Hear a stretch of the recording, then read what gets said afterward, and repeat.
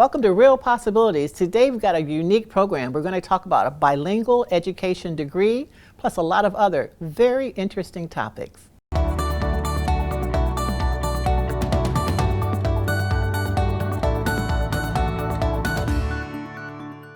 I am so excited to have both of you here today to talk about a program that has become so near and dear to my own heart, and that's Casa Latina. Dr. Gely, thank you. Carlos Sanchez, thank you for being with us today. We're going to go by first names because full transparency, I'm on the Davenport board, but that's not why they're here. They're here because this program is awesome and it relates to just about anybody who's interested in getting a degree in their language, in Spanish. So let's first talk about you. Dr. I want to keep calling you by your first name, but is that okay, Gilda? Is that okay? All right, Gilda, and you call me Paula as well. Tell us how you got involved with this and why the need for this Casa Latina program, and what is Casa Latina? Thank you so much for having us here. Absolutely. It's such a pleasure to have this conversation. Casa Latina started as Davenport University's need to contribute to the state as a whole. Mm-hmm. So you know that the state has goals regarding education, mm-hmm. regarding growth mm-hmm. of the population, and the achievement of the whole, mm-hmm. and finally closing the talent gap. Mm-hmm. So we wanted to create something bold and innovative to help the state, and that is how Casa Latina was born. It is a need, it is unique, and it's going to be fully online, and Carlos is going to be awesome at telling you a bit more about what Casa Latina will do for us. Carlos? Thank you. Same thing. Well, Casa Latina is like Gilda said, out of the need of educating a population that usually has challenges access in higher education. And right? that population is Hispanic Latino population. That is correct. Mm-hmm. Yes. So what we are going to do is we're going to respond to those needs by creating an environment mm-hmm. that is bilingual. By teaching, by delivering education in 2 languages, in English and Spanish, in 12 programs at the undergraduate level, graduate level, in 1 certificate at the graduate level, of course. So 12 programs, again, they're going to be taught mm-hmm. in a bilingual format, fully online, so people can access education at their own pace and in the language that they feel more comfortable. So you say it's completely online. Will they go through as a cohort or individually? Will they? When's the first class coming on board? Talk with us a little bit about that. Sure. The classes are set to launch in the fall of 2024, so in a few months now. It is what we call it in higher ed asynchronous, mm-hmm. so people can log in at any time they want. And yes, they're going to be in individuals, accessing again from home, from office, from wherever they feel comfortable, wherever they can. And why is this important? I mean, for having the program a bilingual program, so they'll be in both Spanish and in English. Why is it important to do that? So, when you learn a second language, you usually have a level of vocabulary mm-hmm. that you acquire. You know how to say table or windows mm-hmm. or flags right. or things like that, right? When you want to translate that into your profession, things become a little mm-hmm. bit different, mm-hmm. right? So when you go to college and you decide to study accountancy, you start learning the language mm-hmm. of accountancy, right? Mm-hmm. The discourse, mm-hmm. so assets and liabilities and mm-hmm. balance sheets, right? Mm-hmm. You need to learn that also in Spanish if you're going to be a professionally proficient bilingual person. And it doesn't happen by default. Right. You need to create an environment mm-hmm. where this happens. And I wanted to mention that dual language methodology is not new, mm-hmm. right? It's something that the K-12 system has done for decades. Mm-hmm. It is new in higher education, and that is why we're so proud to bring that uniqueness to the people of Michigan. They would be able to become professionally proficiency mm-hmm. in both languages in their careers. So they will learn accounting, they will learn marketing, mm-hmm. they will learn management, health and human services, technology project management. Wow. There's so many programs that we are going to be offering, and at this time we are already enrolling students so they can log into our website and they will be on their way to the next step in their career. You know, this is so exciting. I remember my grandson was in elementary school and he was in a Chinese immersion program, and half the class was in Chinese and half the class was in English. So you're right, this is not something new, but the way that you are doing it makes it more accessible and easy access, and getting students into a program that's, like you said, asynchronous, where they can go anytime, any place, anywhere, which is really wonderful because everyone's busy working, et cetera. But this also has an impact on the business community, and so many businesses that have employees that they'd like to see advance or advance their career, professional growth development. Talk a little bit about what this does for the business community as well. Sure. One thing, by the way, this we mentioned this is Casa Latina is centered on the Latino community, but that does not mean that individuals that have gone through an immersion school, a Spanish immersion school, that usually are non-Latino, cannot access Casa Latina, right? So they've gone through from kindergarten all the way to high school. They can come to Casa Latina also. So it's a bilingual initiative, not just a Hispanic initiative. That is also important to notice. It is important for the business community because, as you say, sometimes they might have a leader. They might have leaders in the potential leaders, let's say, right, in their midst, that because they cannot, they don't have a college degree or a master's degree because of their language, they cannot move up in the corporate ladder, right?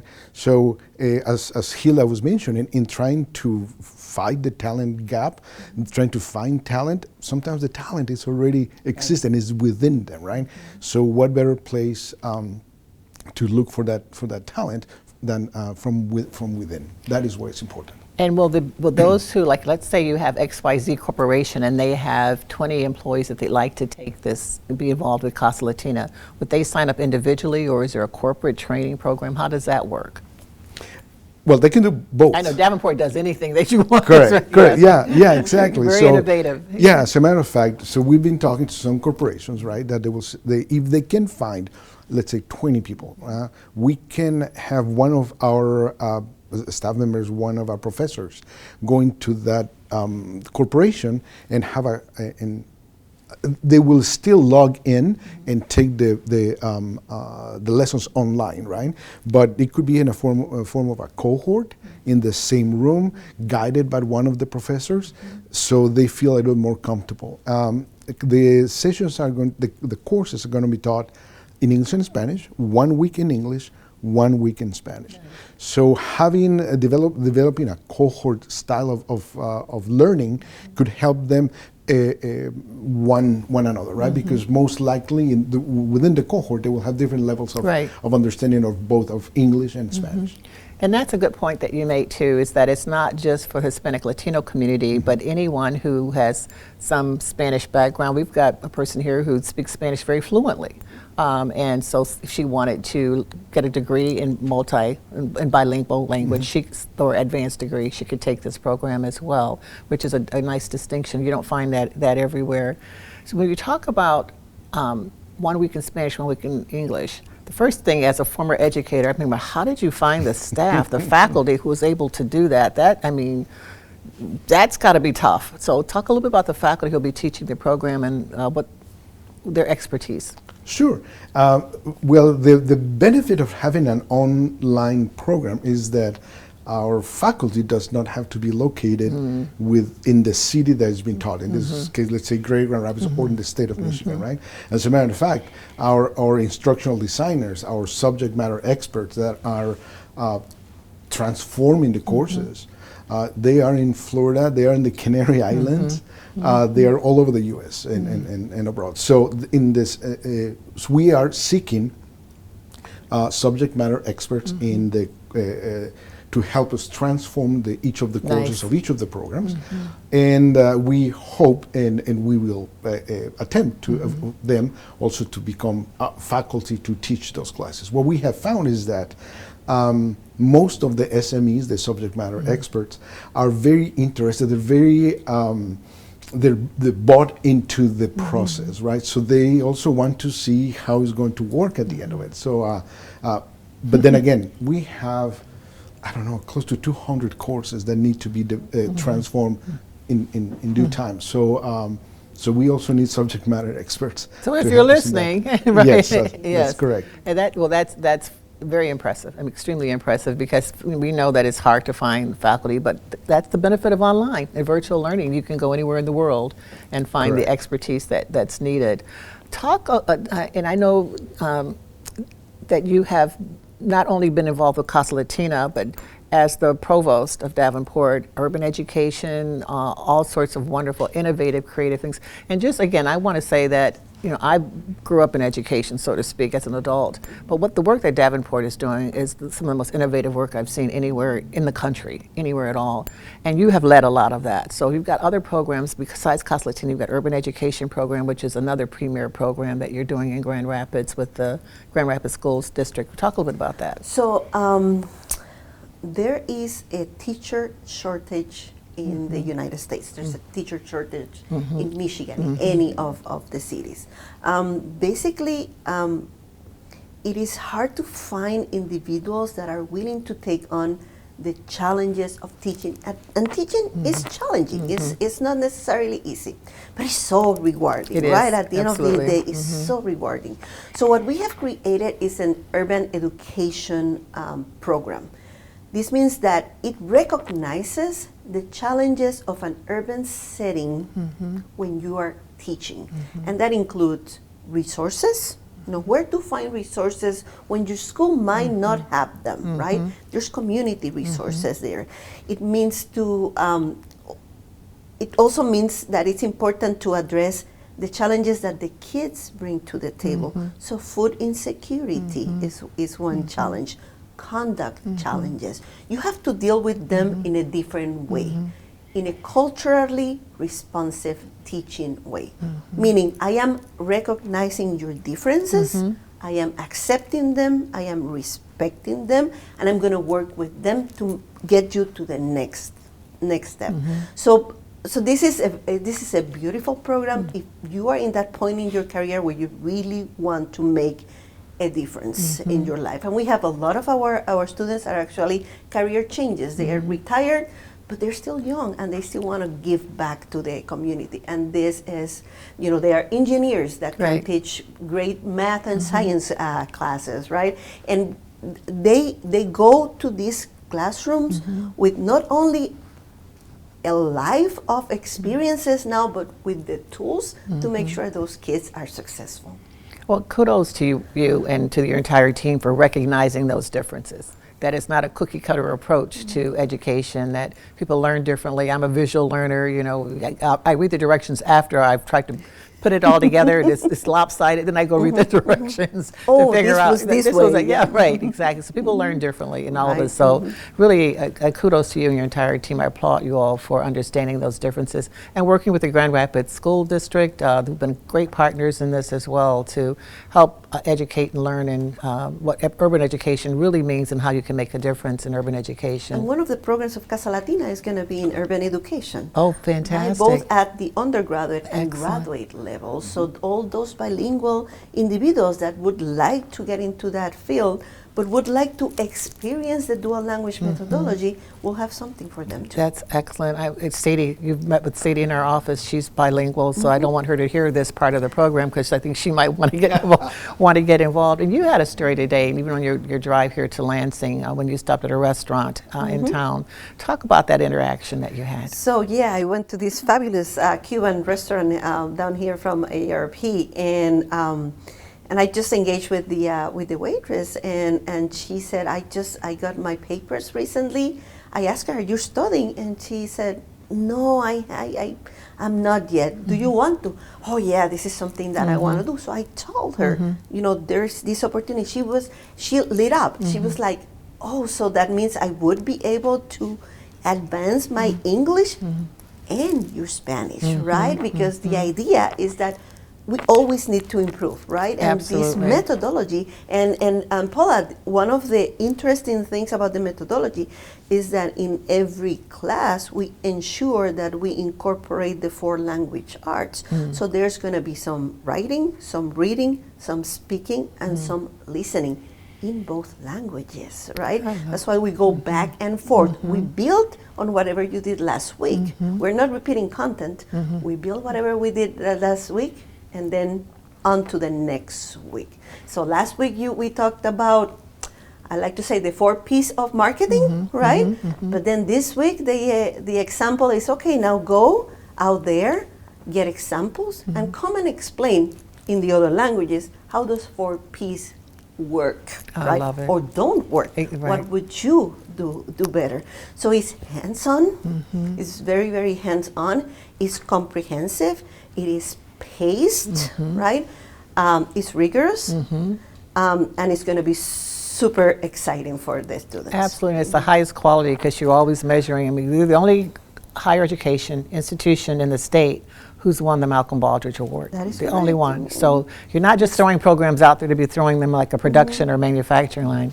You want the quality there, and you also do a phenomenal job of making certain employers like the students that they hire from Davenport. So you survey them all the time to see if they're learning, and then the guarantees that you have for some of the programs as well. Talk a little bit about those. So then students graduate for some of the programs. There's a guarantee.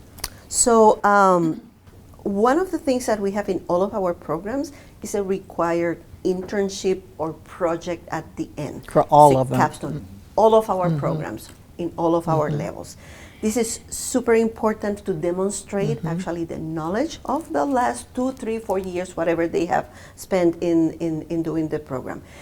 This also helps us place students into job environments where they can thrive, right? They recognize what they like, Right. they recognize what they don't like, they know what they want to do. We have an excellent career services office that actually offers services for life, right? So even if in 10 years from now, if you're a graduate from Davenport, you decide to change careers, you can come back.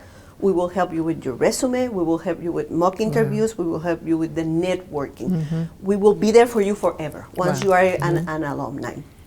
So doing these internships allows us to have the students everywhere and to give them the opportunities that they need to put all of their knowledge into practice. Our placement rate is very high. It's over 96% of our students actually get a job, right? 96% of the Yep. students who graduate from Davenport get a job So in their field. Yeah, right. Right. So we have actually 11 programs, 10 programs right now that we have an employment guarantee. So if you graduate from us from a bachelor's, accounting is, for example, one of them. If you don't find a job in 6 months in your field, you can come back and do the master's for free. Yeah.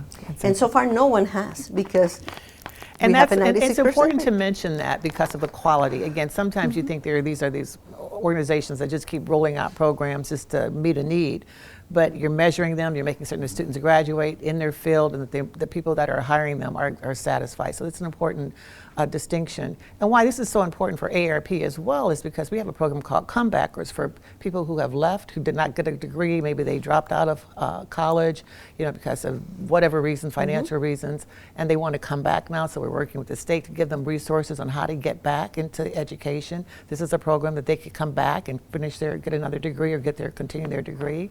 We have a program called Experience for Hire, which is older adults, experience. You want to hire older adults. It's not always just about young people. So all this ties in very nicely together, right? The work that you're doing with Casa Latina, Urban Education, AARP Comebackers, and Experience for Hire. This program will help us to bridge that education gap that exists. And one of our founders, Ethel Percy Andrews, Dr. Andrews said 65 years ago that what you do for all. And that's the part that touches my heart because it's not just for certain people, but it's for all, to make certain that the Hispanic Latino community, the older community, whomever has access to quality education and programs. Tell us again, and I know they can go to the website, but what are the specific programs connected to Casa Latina that people can, is there 12 of them or? 12 programs. 12 programs, Correct. So most of the undergraduate are in the business school. So we have the bachelor's in accounting. I won't be taking that one. Go ahead. Human resource management, business, urban education, project management. How many have? Project management. Yeah, project Wow. management. Correct, project management, and the masters in also urban education, HR management, business, and marketing and accounting. You passed. Yes. I didn't count, but I know it was close. Yeah, and the certificate in the graduate level certificate in urban education with the concentration, in STEM. In STEM. STEM, correct. Oh, yes, excellent. that is important. yes. Excellent. So what do people need to do to get involved? They can go to the website that's on the screen, but what do they just go to that website, then what happens? What's the next step? They register right on the website? They can apply immediately, or they can connect with one of the Casa Latina representatives if they have more questions. If they have, sometimes again, because individuals might find that they feel that their English is not good enough, right? We have bilingual representatives that can assist them.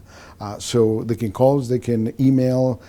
We also have a text, etc. So don't. I will tell them, don't let your perceived lack of English or lack of Spanish, in this case, detract you from applying, or at least asking questions. Those are the about students program. you want. Those are the people that you Absolutely, want. The ones exactly. who are a little Exactly. fearful, Absolutely. who don't think they belong in a certain area, Correct. or they don't want to go to a traditional classroom because they're not certain that those are exactly who you want. So if you're afraid, young, old, whatever your age is, contact that Exactly. that website and talk to an advisor or someone. We've got about a minute left. So tell us whatever you'd like for the audience to know in the time that we have left. We're all passionate about this program. You could tell that. We're just excited. I'm excited for you. So we decided that our slogan for this is dare to succeed in 2 languages, right? Atrévete a triunfar en 2 idiomas. And this is that would be my message. Take the step, dare, Take the because step. you will not be alone. We will be there to I help. like it. I like it. We'll be there to help you. Thank you so much for all the help that you've given to so many hundreds of people. Appreciate you being here today to help us understand Casa Latina and Davenport University. Thanks for being here. Thank you for very having much. us. Yeah.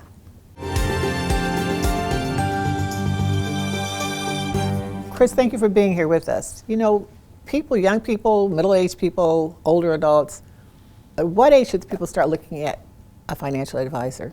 Well, financial planning is important for all ages as you're starting to accumulate wealth, but really working with another professional, a financial planner, a certified financial planner, really as you're moving from the accumulation stage of life where you're accumulating your wealth, you're saving, really what we focus more on is on the preservation and distribution side. So we're really working more with clients who are near retirement age as they're looking at moving money out of their 401ks over into IRAs and trying to figure out how best to create that income stream in retirement. That's really what our focus is on. That said, financial planning is important, and there's other financial advisors that help with other areas, including savings or college planning.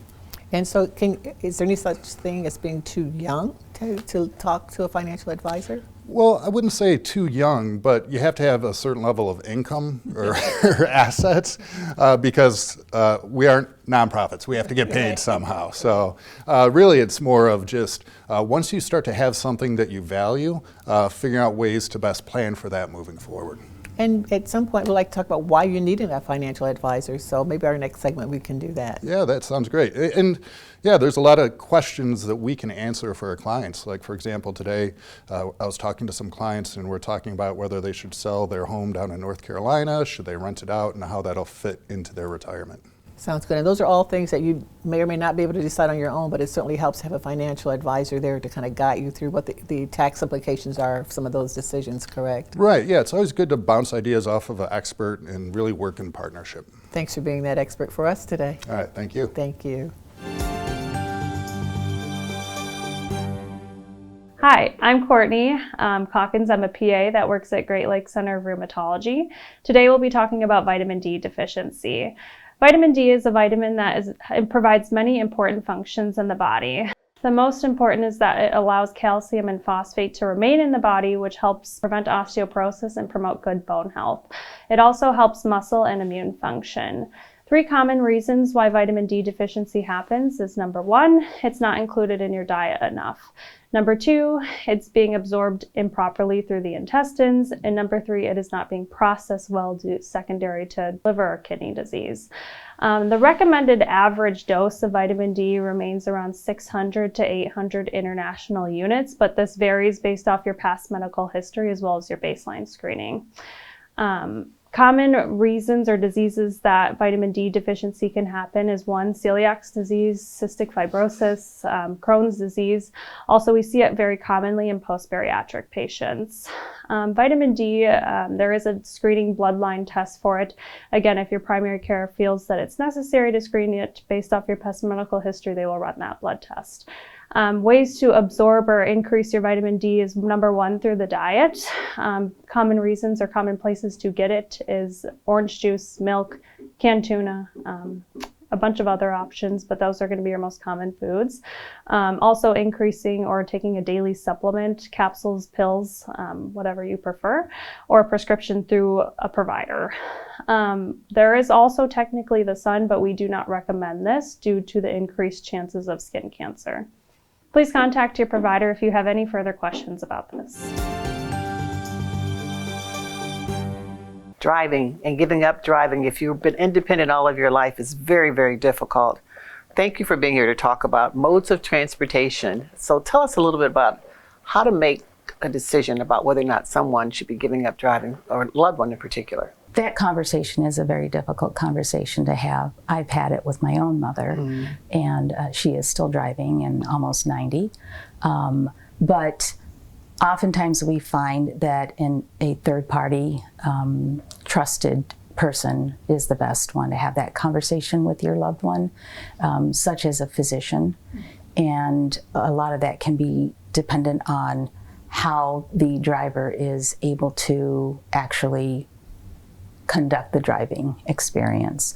The thing about CATA is that we don't want to take away the access to freedom and independence, and so that's what we provide. We remove that barrier and allow the driver to continue to have access to services, go to medical appointments, visit with family and friends, so that that quality of life continues to be available to them. And that's so important. And it's not about going to a bus stop and getting on a CATA bus. There are other options for people that are a bit more private, and they should explore those options. That's correct. We do have several demand response, curb-to-curb services that are scheduled in advance for drivers to take advantage of.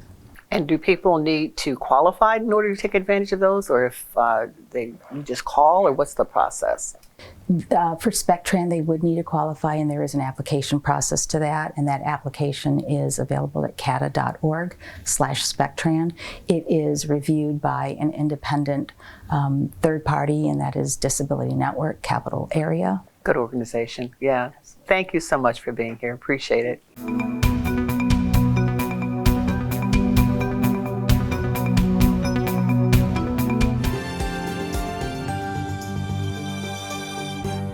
No matter what your degree's in, no matter where you are in life, you can always continue your education. You can always learn more. Thanks for watching Real Possibilities.